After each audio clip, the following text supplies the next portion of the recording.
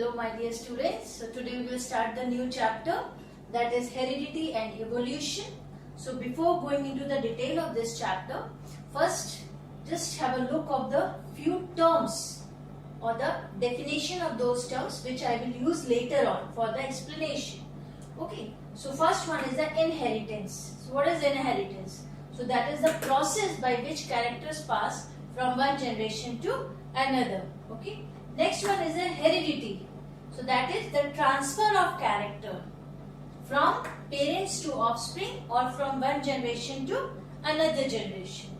Now the genetics, that is the branch of biology that deals with the study of heredity and variations. So that is called genetics. Variation, now what is this? The offspring of the same parents resemble one another as well as to their parents, yet there are differences among them, and these differences are called variations. Okay. Next term is a phenotype. What is this phenotype? That is the external appearance of an individual. Because these terms later on I will use. So I will just use phenotype, genotypic ratio. What are those? So first, what is phenotype? External appearance, morphologically that we can see with the naked eye. Genotype, that is the genetic constitution of an individual. F1 is the first filial generation. Later on when I will explain about the monohybrid and dihybrid cross, so there I will use these terms. F2, that is the second filial generation. Monohybrid cross, when the cross involving one character, that is called monohybrid. Dihybrid cross, when the cross involving two characters. Right? Now homozygous, individuals with two similar factors of a trait, that is called homozygous. And heterozygous is individual with two dissimilar factors of a trait. So that is called heterozygous. Now here I have used the term factor and trait. So what is trait? Trait is a character. Any character that we take, that is a trait, character. Factor, that is a unit of heredity which pass from parents to offspring. So that is called factor. Now Punnett square. So it is a diagram to show possibilities of combinations in a particular cross. In a particular cross means when we will do the monohybrid and dihybrid cross. So we represent the possibilities of combination in the form of Punnett square. So that is. So these are the terms that we will use later on for the explanation. Now, who is the father of genetics? That is Mendel. Now here, Mendel did number of experiments to show or to explain inheritance, how the characters pass from parents to offspring or from one generation to another generation. So to prove this, to do the experiments, he selected pea plant. The botanical name of pea is Pisum sativum. I have written here. Now why he selected pea plant? So there are few reasons behind that. That first one is pea plant is very easy to grow, short lifespan, that is annual plant within 3 to 4 months, that is total lifespan of the pea plant. Now many contrasting traits. Traits means characters. Many contrasting characters are there for the study. Then that plant self-pollinated, and the size of the flower, that is also very convenient to do the experiment. So these are the few reasons that Mendel selected the pea plant. Now, as I told that many contrasting traits are there because Mendel needs many characters if he want to explain related the theories or the laws, that is for the inheritance. Then Mendel's 7 pair of contrasting traits, what he selected from the pea plant, that these 7 traits, and he used those contrasting traits for the study. So I have written here, these are the characters, 7 characters, dominant and recessive. Yes, one more term. Now what is this dominant? I have written here, dominant and recessive. Now dominant is the character, dominant trait or dominant character which express themselves in the offspring and that we can see with our naked eye. Okay, so that is a dominant character. recessive character which will suppress in the offspring that we can't see. Okay, so that is the recessive one. So dominant is which express in the offspring, recessive which will suppress in the offspring, the character which will suppress. Now the first trait he took, that is the height of the plant. So here the tall and the dwarf, two contrasting traits are there. Tall is the dominant character and dwarf is the recessive character. Okay. Now here, when we will do the experiment, at that time we have to use the symbol. So for dominant characters, we always take capital. See, capital T I have written here, capital alphabet, and here the small alphabet. So here I have taken the T, and always we take the first alphabet of the dominant character. So here dwarf, small t. Then the seed color. So yellow, capital Y, and recessive one is the green, small y. Then seed shape, round and wrinkled. So round is the dominant character with capital R, and wrinkled is the recessive character with small r. Okay, pod color, that is green is the dominant and yellow is the recessive character. So here we will take the alphabet G, capital G for dominant. Then pod shaped, inflated and constricted. Inflated is the dominant character, constricted is the recessive character. Then flower position, axial position and terminal position. So axial is the dominant character. Then flower color, violet, and this one is the white. So these are the 7 contrasting characters Mendel took to perform the experiment. Okay. Then he come to the conclusion. So what happened? Whatever the studies, whatever the experiments he did, Mendel. So based on the Mendel findings and Mendel experiments, later on, scientist Correns, he postulated 3 laws. He gave the name of those laws, that is Mendel's laws of inheritance. Okay, now what are those laws of inheritance? That is law of dominance, law of segregation and law of independent assortment. So these 3 laws postulated by scientist Correns, but he used the whatever the result, whatever the experiment, whatever the studies Mendel did. So based on the Mendel's finding, he came to the conclusion and he gave 3 laws. Okay, so now we will go in detail of each and every law. Okay, now law of dominance. What is this? First law of inheritance. In a cross between 2 organisms, pure for any character, any pair of contrasting character, the character that appears in F1 generation is called dominant character, and the one which is suppressed is called recessive character. So to prove this law of dominance, or to explain this law, we will do monohybrid cross. Now monohybrid cross, what I said, when a single character we take for the cross. So here we have taken the height of the plant, T, that is the tall and the dwarf. So what I said, pair of contrasting character. So we have taken the pair of contrasting character, the character of plant height, pure tall and pure dwarf. So these are the parents. First we have taken out the gametes. You can see here. Then in the first generation, after fusion, you can see here capital T and the small t. This is the F1, first filial generation. Okay. Now here what the observation in the first filial generation, that all the plants are tall. Fine. Because the dominant character will express in the F1 generation, will appear in F1 generation. The character which will appear, that is the dominant character. Okay. Now for the second generation, we will do on-selfing or self-pollination. Then here again we have taken the parents. Here they are pure tall and pure dwarf.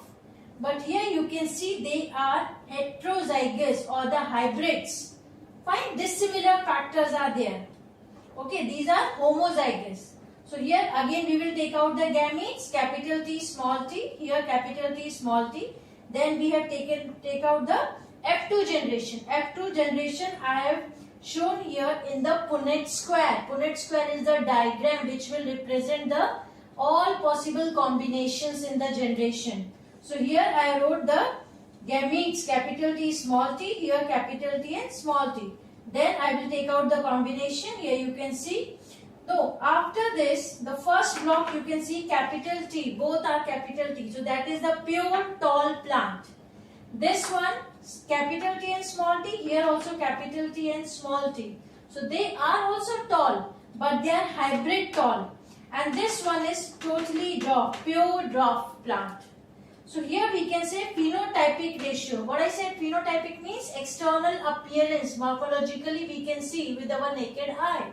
So that is phenotypic ratio. How many are tall are there? 1, 2, 3. 3 plants are tall. So 3:1 and 1 is pure dwarf. So this is the phenotypic ratio 3:1.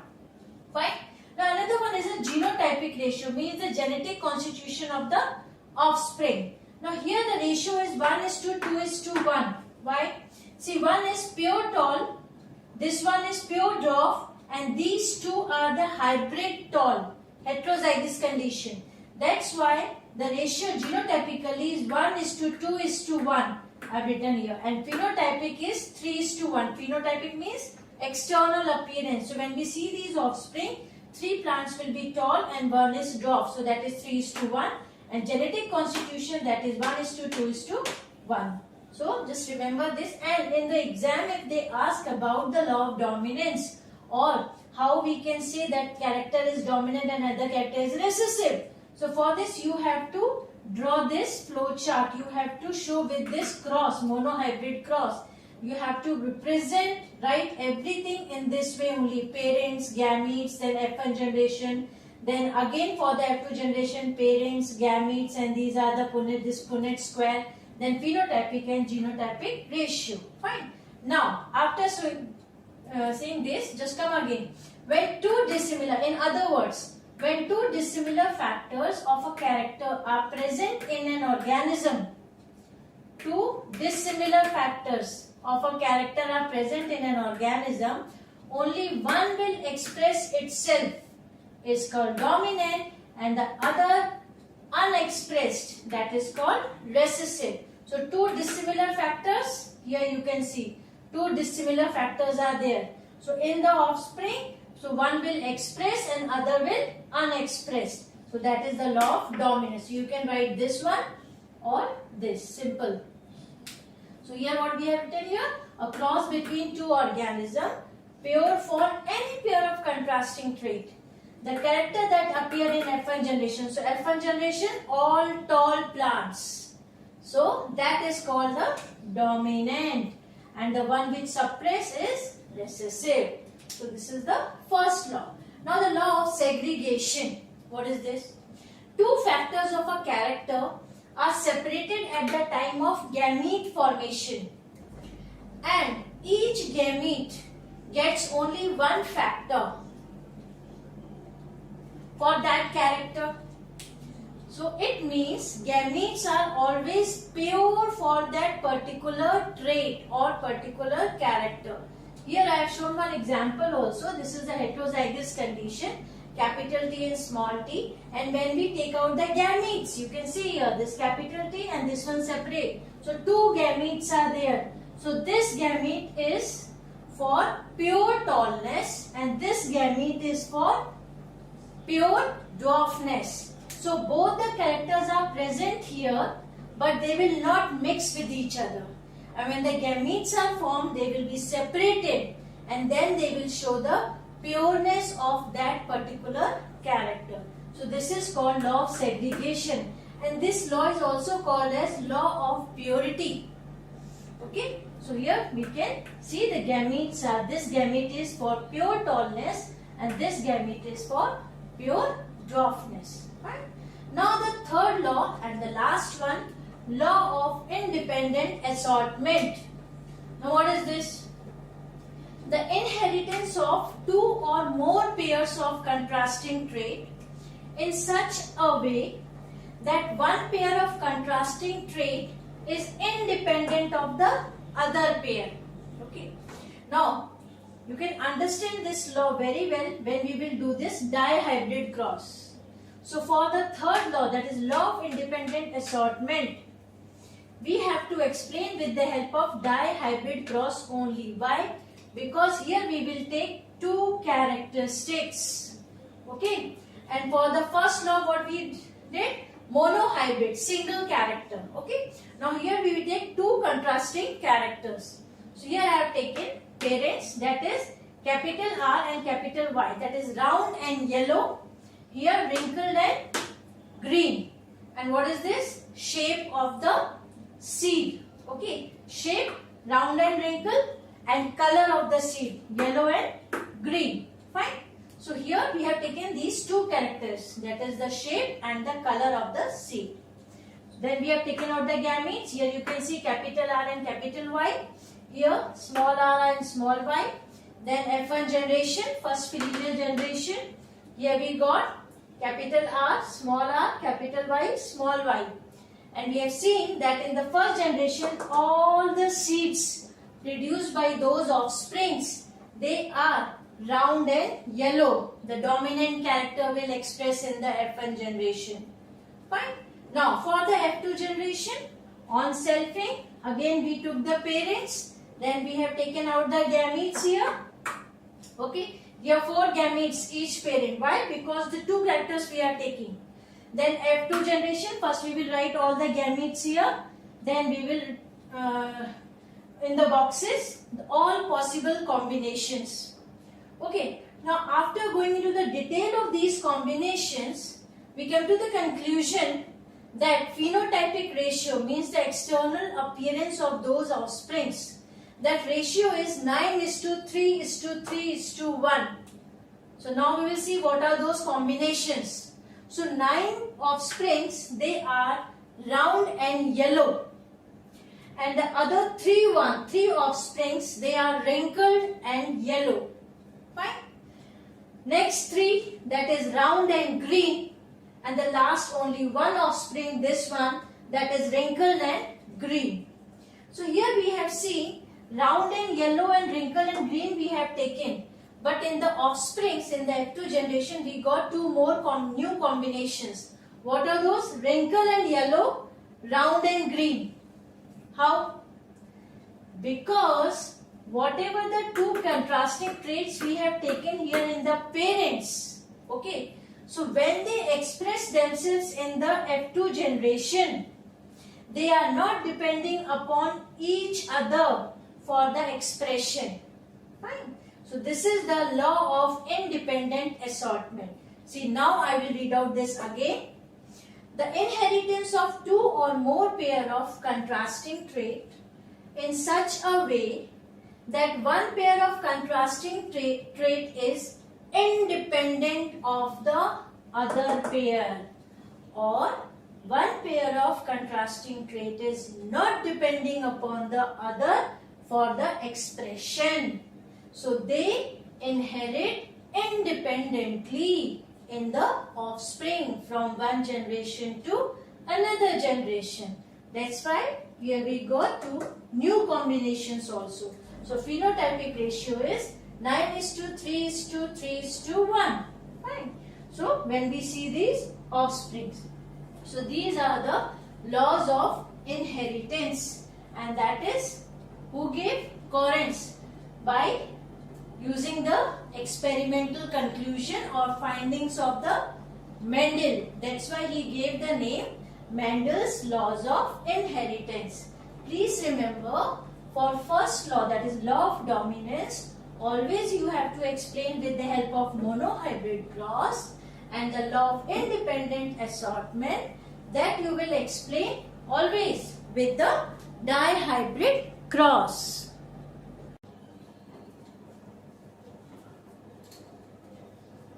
Now, after the laws of inheritance, now here the next topic, we are taking blood group. In the case of human beings, you know that 4 types of blood groups are there: A, B, AB and O. Okay, so how these blood groups inherited? Now here this blood group system is controlled by the gene, that is capital I. Okay, which has three different forms denoted by the symbol capital I A, capital I B. In this way we will write capital I A, then capital I B, and then capital I O. So these are the three different forms. Okay, we can denote these genes. Now, the genes capital I A and B shows no dominance over each other. That is, they are codominant. Which one? Capital I A and capital I B. However, gene capital I A and capital I B both are dominant over the gene capital I O. So this shows, in other words, we can say that the blood group gene capital IO is recessive in relation to the other two. Other two, which one? Capital IA and capital IB. Okay. Now, the blood group of a person depend upon that which two forms of the genes are present in the individual. Okay. Which type of two genes they have. So here I have written the genotype and the blood groups. Here the genotype, the first one you can see I have written here, that is capital IA and capital IA. Fine. This is one genotype. Another case capital IA and capital I0, that is O. Sorry. O, that is a recessive character. Fine. So if these two genotype, suppose the genotype IA, this is present, means the blood group is A. And if the genotype capital IA, capital IO, then also the blood group will be A. So these two possible genotypes are there in which the person will be of the blood group A. Next is, if the blood group, the genotype is B and this here, then the blood group will be B. And if the genotype this, then also the blood group will be B, because IO gene is recessive gene. Here we have seen that. Fine. Now the third case for the AB, that is, if the genotype is this, then the blood group will be AB. And if the genotype for the recessive one, both IO, then the blood group will be O. So these are the possible genotypes. Okay. So for A, there are two possible genotypes are there. For blood group B, there are two possible genotypes. For AB and O, only single genotype is there. Right? So on the basis of the which two forms of gene the person is having, the blood group of that person will show. Right? Now here, why I have explained this, because in your textbook they have asked one question related to this blood group, that is, a man with blood group A marries a woman with blood group O and their daughter has blood group O. Fine. Is this information enough to tell you that which of the trait, blood group A or O, is dominant? Why or why not? See, in this case what happened, this information is not enough because they have not given the genotype of the parent. They said that man is having A blood group and a woman is having O, but they have not given the genotype, because A blood group there are two possible genotypes are there. Fine. That's why this information is not enough to tell that which trait, blood group A or O, is dominant. That is why. Fine. Okay. Other two more questions they have given. That first one is, how do Mendel's experiments show that traits may be dominant or recessive? For this question, you have to explain monohybrid cross. That I have explained you while explaining about the law of dominance, isn't it? So here for this question, you have to explain with the monohybrid cross. Another, how do Mendel experiments show that traits are inherited independently. So here you will write dihybrid cross, that I have explained you for law of independent assortment. So in this way they will ask the question for monohybrid this one, for the dihybrid this one. And related to the blood group, so this information is not enough because they have not given the genotype of blood group of man and blood group of woman. Fine. So this is all about the how the characters pass from one generation to another. Whatever the Mendel did the experiment and he gave all the 3 laws. Okay. Now the next topic is sex determination in the case of human being. Now here in human being, sex is determined by the chromosomal method. Each human cell contains 46 chromosomes, or we can say 23 pairs of chromosomes. So in these 23 pairs, 22 pairs are common in both male and female, and those pairs are called autosomes chromosome. Fine.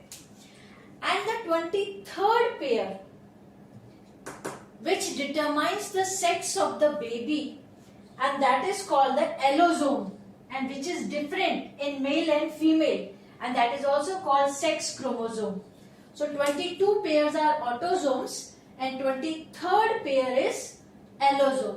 Fine. Now in the case of female, 23rd pair, that is having X and X, fine, chromosome. In the case of male, 23rd pair of chromosomes, that is X and Y. Fine. Now here we can say when X and X, so female is homogametic because only one type of gamete female will produce. In the case of male, because they have X, Y, so they are heterogametic because 2 gametes they can produce. So here I have done the cross. This one is female, mother, here the father. Okay, X, X, X and Y. Now we have taken out the gametes. Here you can see only one type of gamete, that is homogametic, females. Males are heterogametic. You can see 2 type of gametes are there, that is X and Y. So when X of female, mother, fuses with the X of father, then the baby will be female. Okay, and if X of mother fuses with Y of father, then the baby will be male. So this is the way how we can determine the sex of the baby in the case of human being. So these are the few terms that you have to write when they will ask the question, that is total 46 chromosome or the 23 pairs, in which 22 they are common, that is called autosomes, and 23rd pair is different, that is called sex chromosome. And here you can draw this flow chart, this diagram, and then you can write the conclusion that if X from the mother fuses with the X from the father, then the baby will be female, and if X fuses with the Y, then the baby will be male. So this is about the sex determination. Okay, so just have a look at this. Thank you.